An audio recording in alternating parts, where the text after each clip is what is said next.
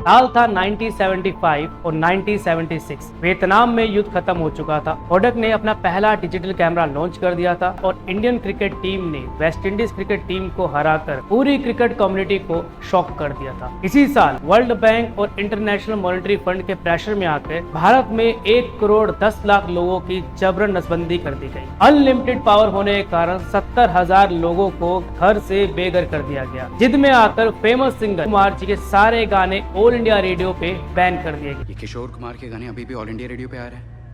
जो सरकार के खिलाफ आवाज उठाता है उसकी आवाज देश में गूंजनी नहीं चाहिए डंपी। जयप्रकाश नारायण जैसे कई फ्रीडम फाइटर्स को जबरदस्ती जेल भेज दिया गया और लोगों को धमकाने और पीटने के लिए हजारों गुंडों को पार्टी में रिक्रूट करा गया। और ये सब करा सिर्फ एक आदमी ने, the Hitler of India Sanjay Gandhi.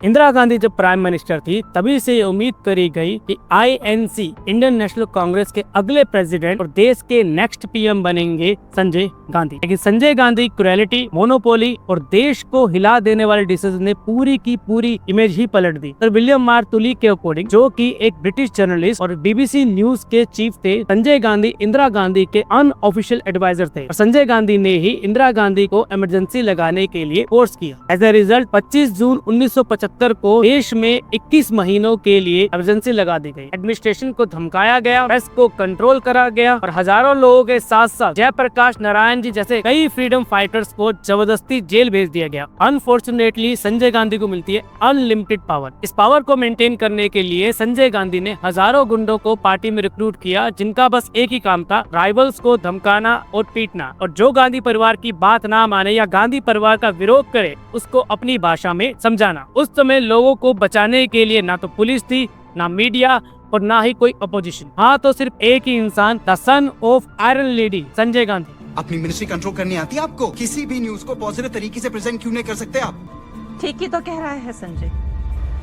अब से हमें सारी हिंदी, इंग्लिश, दूरदर्शन AR की सब स्क्रिप्ट एडवांस में चाहिए होंगी। लेकिन मैडम वो स्क्रिप्ट तो मैं भी नहीं पढ़ पाता। आप नहीं देख पाते उससे मुझे मतलब नहीं।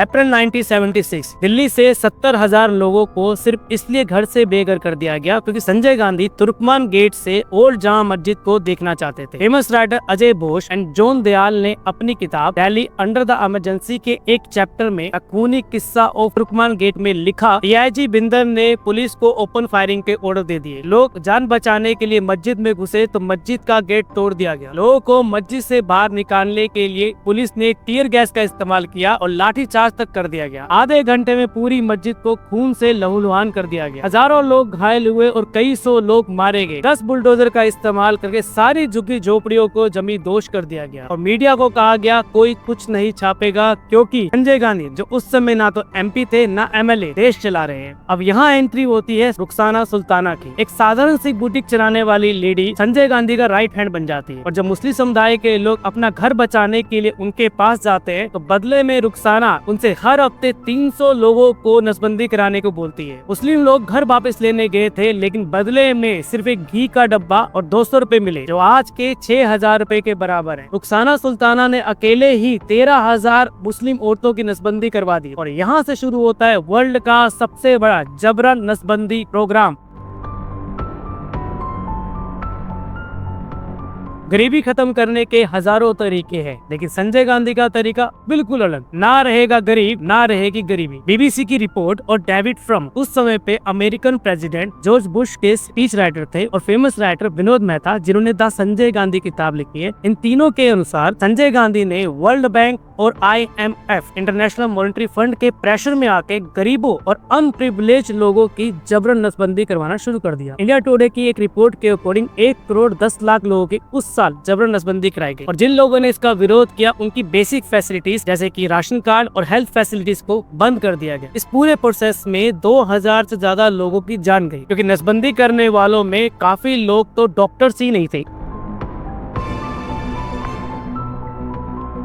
भारत देश में जहां किसी को बिना एक्सपीरियंस के एक चपरासी तक की नौकरी नहीं मिलती, वही संजय गांधी को बिना एक्सपीरियंस के मारुति मोटर्स लिमिटेड, जो आज भारत देश में मारुति सुजुकी के नाम से फेमस है, उसका मैनेजिंग डायरेक्टर बना दिया जाता है। इसे कहते हैं रियल नेपोटिज्म। इंदिरा गांधी ने बड़ी आसानी से संजय गांधी को इंडस्ट्रियल लाइसेंस दिलवा दिया और बंसी लाल जी, जो उस समय हरियाणा के सीएम और संजय गांधी के बेस्ट फ्रेंड थे, उन्होंने लैंड क्लियर करा दी। इस तरह गुड़गांव में एक कार बनाने की फैक्ट्री लगाई गई। जस्टिस आलोक चंद्रा की 141 पेजेस की रिपोर्ट के अकॉर्डिंग संजय गांधी ने अपनी पूरी लाइफ स्पैन में एक भी कार प्रोड्यूस नहीं करी, जबकि उन्हें हर साल 50,000 कार प्रोड्यूस करनी थी। और तो और जो कार डेमो के लिए रखी गई थी वो बेसिक टेस्ट तक पास नहीं कर पाई। फिर भी ऑफिशियल्स को उस मॉडल को पास करना पड़ा, क्योंकि the son of iron lady Sanjay Gandhi देश चला रहे थे। कहा जाता है कि मूवी समाज का आईना होती है। ऐसी एक मूवी थी किस्सा कुर्सी का, जिसे कांग्रेस के फॉर्मर एमपी अमृता नाडा ने प्रोड्यूस करा था। इस मूवी में साफ साफ दिखाया गया कैसे संजय गांधी ने मारुति स्कैम करा और पीएम ना होते हुए भी पीएम की पावर का अनड्यू एडवांटेज लिया। जब संजय गांधी को इस मूवी के बारे में पता लगा, तब उन्होंने इस मूवी के प्रिंट्स को मुंबई से मंगवा कर गुड़गांव में उसी मारुति की फैक्ट्री में जलवा दिया, जहां उन्होंने एक भी कार प्रोड्यूस नहीं करी थी।